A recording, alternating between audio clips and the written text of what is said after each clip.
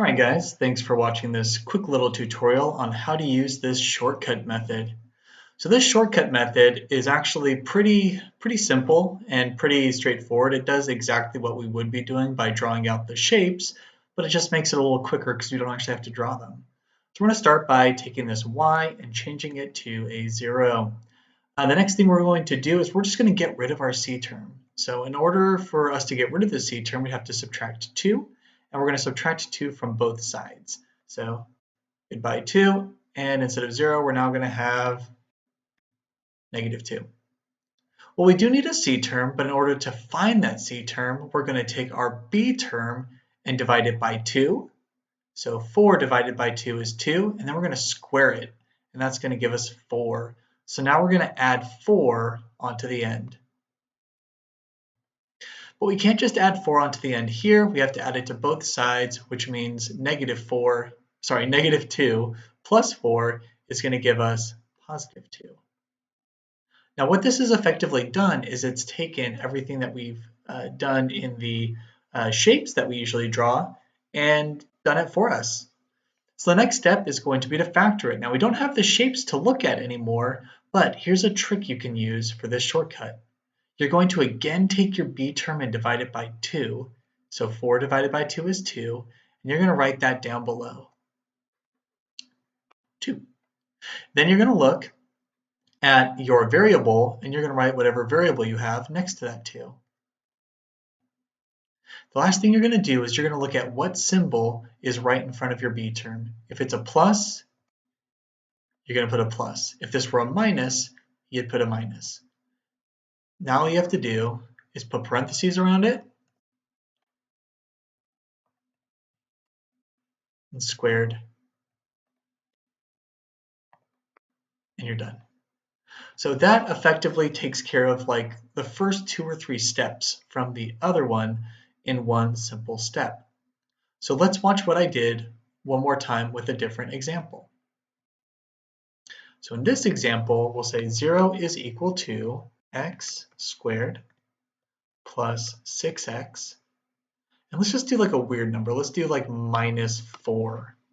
Now again, if we had a minus 4 here, how would you even show negative 4 ones in tiles? You couldn't do it. So with this new method, you can actually work with negatives much easier.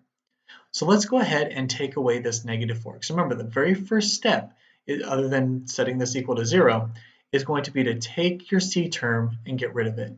So how do we get rid of a negative 4? We add it. So we're going to add 4 to this side and add 4 to this side.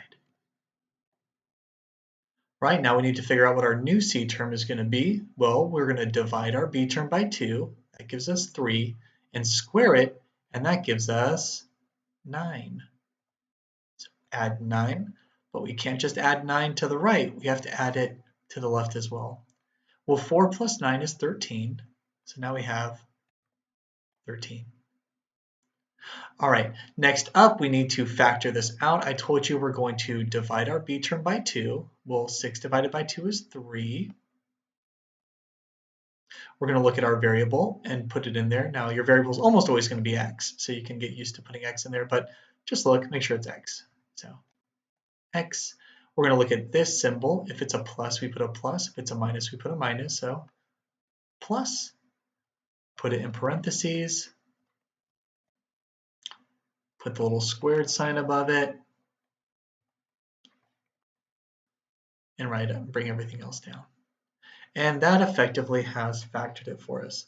Now we know what to do from here. We just have to square root both sides, square root of the square, make sure we put the plus minus, and then bring the 3 over. So let's go ahead and do all of those steps real fast. So the root, and there we go. And we're going to root this 13 as well.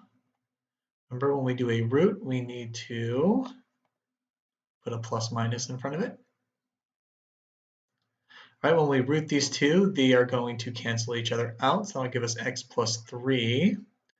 So we can go ahead and copy this, bring it on down, equals x plus 3. Oops.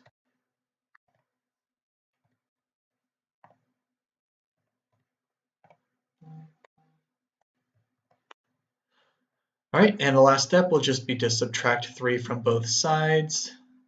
So -3, and get rid of this one, and we've solved it. From there, we're going to find the root of 13. That's easy if you have a calculator, very difficult if you don't.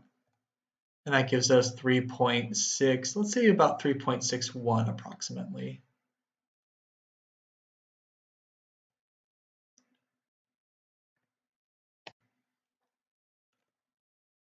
And the rest is just going to be us adding and subtracting it. So we can change this to a plus and a minus. All right, -3 plus 3.61 is just going to be 0.61.